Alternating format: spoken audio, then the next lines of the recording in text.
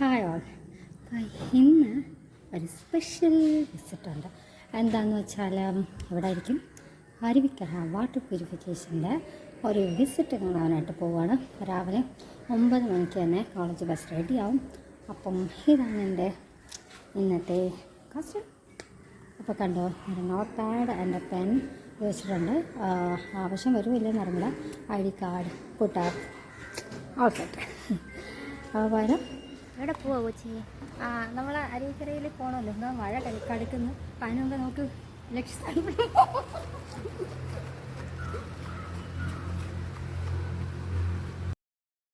അങ്ങനെ ഞങ്ങളെല്ലാവരും ലൈബ്രറിയുടെ ഫ്രണ്ടിൽ കാത്തു നിൽക്കുകയാണ് ബസ്സിന് വേണ്ടി. പെട്ടെന്ന് ബസ് വന്നു. പിന്നെ ഞങ്ങളെല്ലാം കയറിയിരുന്നു.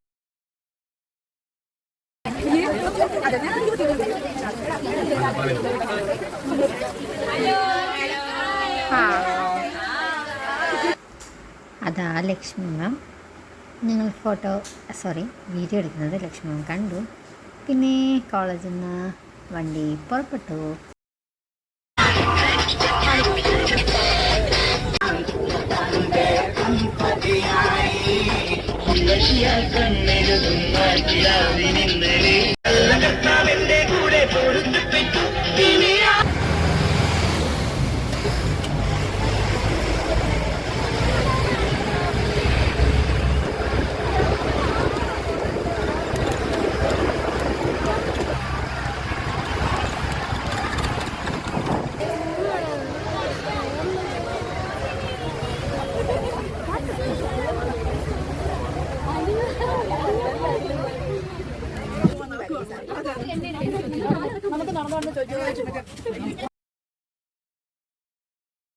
അപ്പോൾ ഞങ്ങളുടെ ഡെസ്റ്റിനേഷനിലെത്തി. പിന്നെ അവിടെ അകത്തേക്ക് കയറുന്നതിന് മുമ്പുള്ള പ്രൊസീജിയേഴ്സൊക്കെ വേണ്ടി കാത്തിരിക്കുകയായിരുന്നു. അപ്പോൾ ഞങ്ങൾ എത്തുന്നതിന് മുമ്പ് തന്നെ അവിടെ വേറൊരു കോളേജിലെ സ്റ്റുഡൻസ് ഉണ്ടായിരുന്നു. അപ്പം അവരിങ്ങനെ പൊയ്ക്കൊണ്ടിരിക്കുകയാണ്. ഞാൻ അതിൻ്റെ വീഡിയോസൊക്കെ എടുത്തിരുന്നു. എനിക്ക് തോന്നുമല്ല എഞ്ചിനീയറിംഗ് കോളേജിലെ സ്റ്റുഡൻസ് അങ്ങനെ ആയിരിക്കാം, അല്ലെങ്കിൽ ഹയർ സെക്കൻഡറി സ്റ്റുഡൻസ് ആയിരിക്കും. അപ്പോൾ ഞാനും ഭാനുഗോപിയും കൂടെ കാല് ഇങ്ങനെ ചേർത്ത് വെച്ചു. അപ്പോൾ ഞങ്ങളുടെ ലക്ഷ്മി മാമും അശ്വതി മാമും പ്രൊസീജിയേഴ്സ് എല്ലാം കംപ്ലീറ്റ് ചെയ്തിട്ട് വരുന്നുണ്ട്. പക്ഷേ ആ സ്റ്റുഡൻസ് ആദ്യമേ അവിടെ വന്ന് നിന്നതുകൊണ്ട് അവരാദ്യത്തെ സ്ഥലത്ത് കയറട്ടെ, ഞങ്ങൾ ആദ്യം പ്യൂരിഫിക്കേഷൻ കഴിഞ്ഞിട്ട് വരാമെന്ന് വിചാരിച്ചു. ഞങ്ങൾ ആദ്യം വണ്ടിയിൽ കയറി ആ പ്യൂരിഫിക്കേഷൻ മേജർ പ്രൊസീഡിങ്സൊക്കെ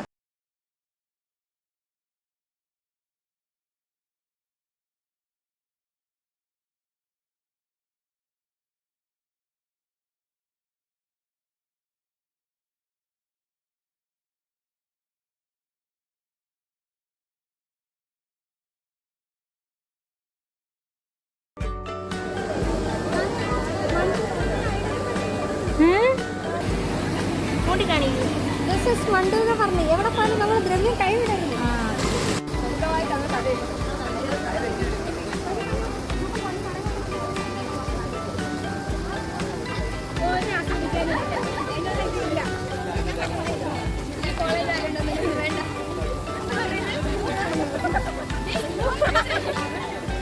സൂം ചെയ്യാതെ. നമ്പർ 1 ഫാത്തിമ, നമ്പർ 2 തലമുടി കാണിക്കുക ആർച്ച, നമ്പർ 3 മാനസ. ഓക്കെ. അപ്പോൾ കുറച്ച് പേര് അവിടെ റീൽസൊക്കെ ഷൂട്ട് ചെയ്യുന്നുണ്ടായിരുന്നു. അപ്പോൾ അതിൻ്റെ ബിഹൈൻഡ് ദ സീൻസൊക്കെയാണിത്.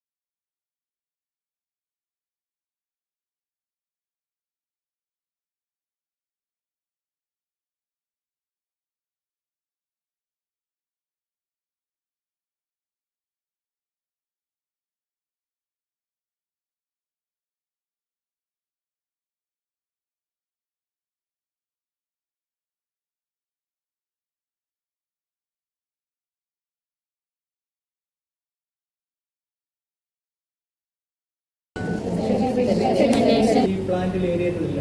ഇവിടെ 2 പ്ലാന്റ് നിങ്ങൾ 75-ൽ പോകുന്നുണ്ടോ? 75 ഏരിയയിലുണ്ട്. ഇവിടെ ഏരിയയിലില്ല. ഇതൊരു ഫോട്ടോ മണൽ വലിയ ടാങ്കിൽ 1 മീറ്റർ കനത്തിൽ ഈ സാൻഡ് ഇട്ടിട്ട് മേടിക്കുന്നത് കാണാനല്ലോ.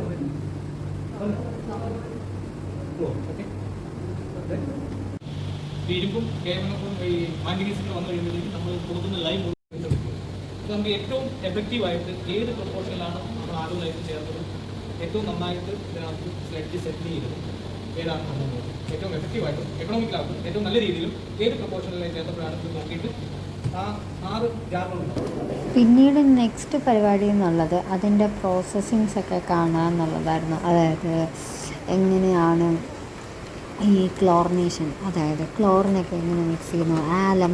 സത്യം പറഞ്ഞാൽ വാട്ടറിൻ്റെ പ്യൂരിഫിക്കേഷൻ നമ്മൾ ഉപയോഗിക്കുന്നത് ക്ലോറിൻ, ആലം, പിന്നെ ലൈം. അപ്പം അതെങ്ങനെ മിക്സിങ് നടത്തുന്നു, ഏത് അളവിൽ മിക്സിങ് ചെയ്യുന്നു, പിന്നെ ഇത് എങ്ങനെയൊക്കെ ആണ്, പിന്നെ അതായത് കണ്ടാമിനേറ്റഡ് വാട്ടർ എന്ന് പറയാൻ പാടില്ല. ഓക്കെ, നമ്മൾ റിവറിൽ നിന്നൊക്കെ എടുക്കുന്ന വാട്ടർ ഒരു വലിയൊരു ഹ്യൂജായിട്ടുള്ള ഒരു ഏരിയയ്ക്ക് വേണ്ടിയിട്ട് ഫ്രഷായിട്ട് കൊടുക്കുന്നത്.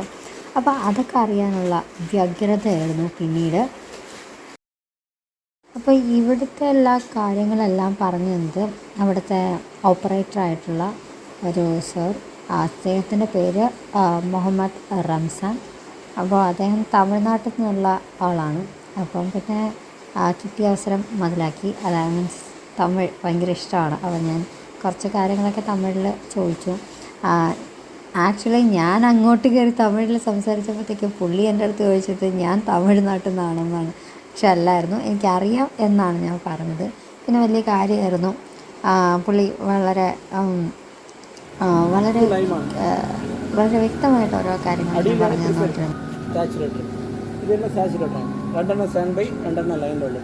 ഒരെണ്ണം പ്രീലോട്ട് പോകും, ഒരെണ്ണം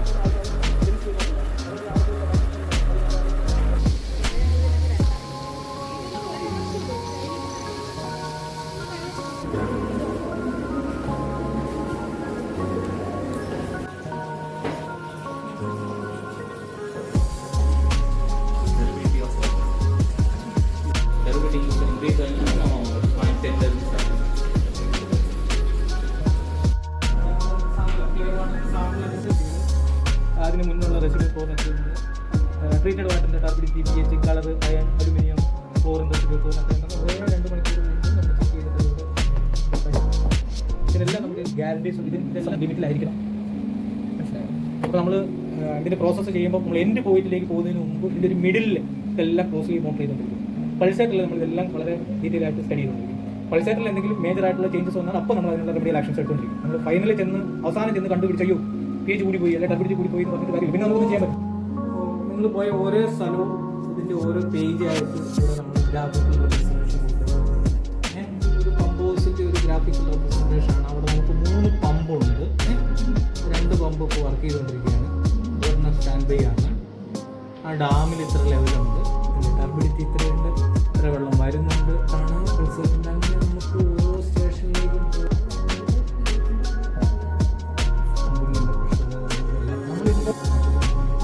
അല്ലെങ്കിൽ 40 ദിവസം കൂടി പ്ലാൻ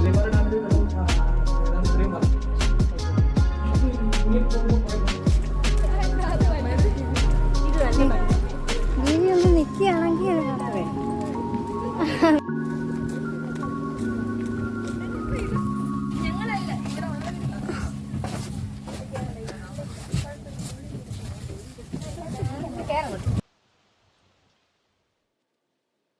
അതൊക്കെ കഴിഞ്ഞ് ഇനി അടുത്ത സെക്കൻഡ് പോയിൻ്റ്, അതായത് സെക്കൻഡ് ഡെസ്റ്റിനേഷൻ, അതായത് ഈ ഒരു പ്യൂരിഫിക്കേഷൻ സെൻറ്ററിൻ്റെ അടുത്ത പാർട്ട്.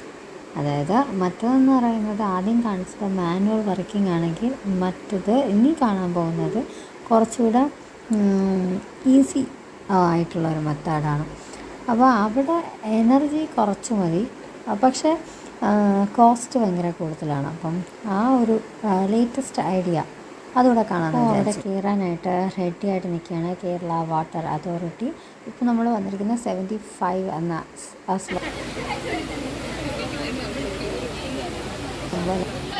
അപ്പോൾ അതിനകത്തോട്ട് കയറാൻ പോവുകയാണ്.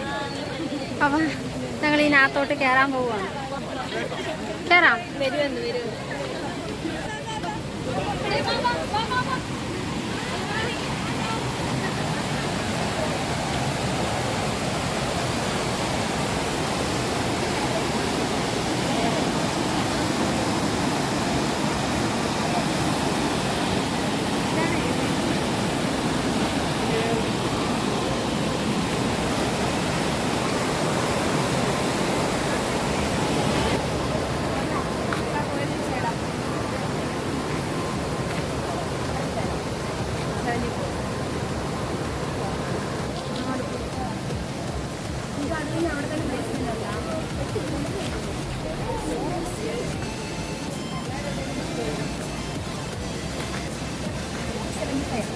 അതിൽ 72 mld എന്ന് വെച്ച് കഴിഞ്ഞാൽ 24 mld 48 mld കൂടി ചേർന്നിട്ടാണ് 72 mld.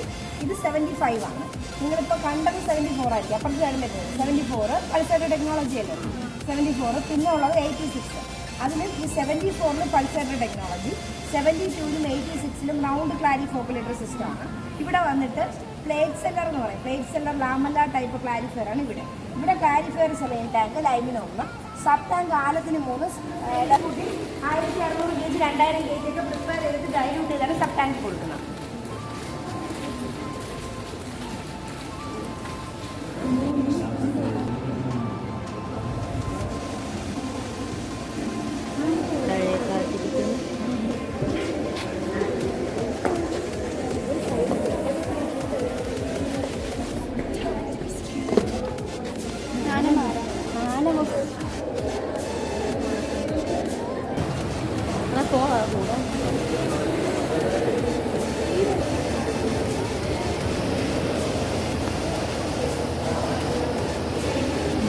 ഇറങ്ങുന്നു ലൈം ടാങ്ക്.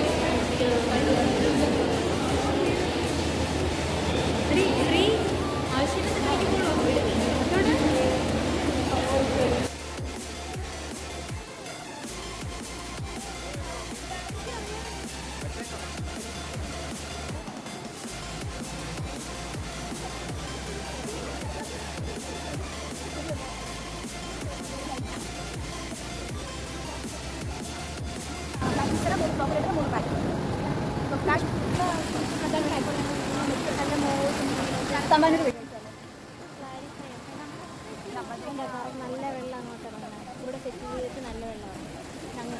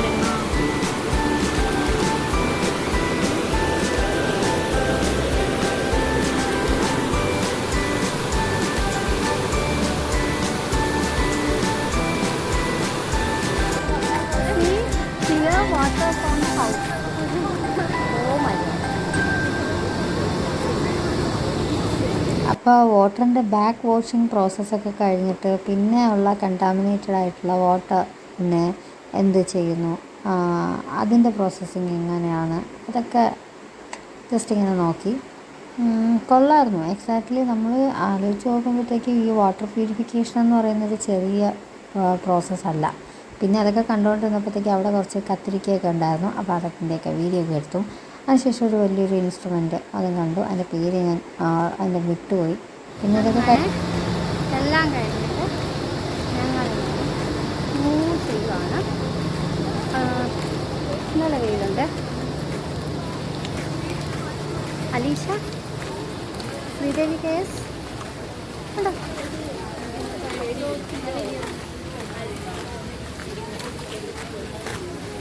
ശ്രീദേവി കഴിഞ്ഞിട്ട് ശ്രീലക്ഷ്മി ദേവി ഇപ്പോഴാണ് ക്യാമറയ്ക്ക് മുമ്പിൽ ബിഫോർ ദാറ്റ് ഞങ്ങൾ കോളേജിലേക്ക് പോകുന്നതിന് മുമ്പ് ഒരു ചെറിയ പ്രോസസ്സ് കൂടെ കാണണമായിരുന്നു. ക്ലോറിനേഷൻ. അതായത് അവിടെ ക്ലോറിൻ ഗ്യാസാണ് യൂസ് ചെയ്യുന്നത്. അവിടെ ഒരു സാറ് ഞങ്ങൾക്ക് അതിനെക്കുറിച്ച് ഇങ്ങനെ പറഞ്ഞു. അങ്ങനെ ഞങ്ങൾ അത്യാവശ്യം അറിവുകളൊക്കെ അവിടുന്ന് നേടി. അതിനുശേഷം അവിടുന്ന് പുറത്തേക്കുള്ള ഇറങ്ങുകയാണ്. അങ്ങനെ വരുമ്പോൾ കുറച്ച് വിഷമമൊക്കെ ഉണ്ടായിരുന്നു. പക്ഷേ വളരെ ടയേർഡും കൂടെയാണ്. ഇനിയുള്ള ലക്ഷ്യം എന്ന് പറയുമ്പോൾ ബസ്സിൽ കയറിയാൽ ഇരിക്കുക, വെള്ളം കുടിക്കുക, അത്യാവശ്യം സ്നാക്സ് വല്ലതും ഉണ്ടെങ്കിൽ കഴിക്കുക. വിശന്നിട്ടോ അയ്യോ?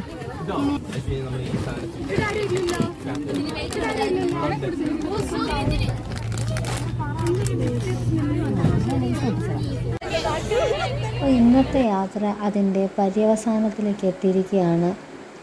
നമ്മൾ പോയ വഴി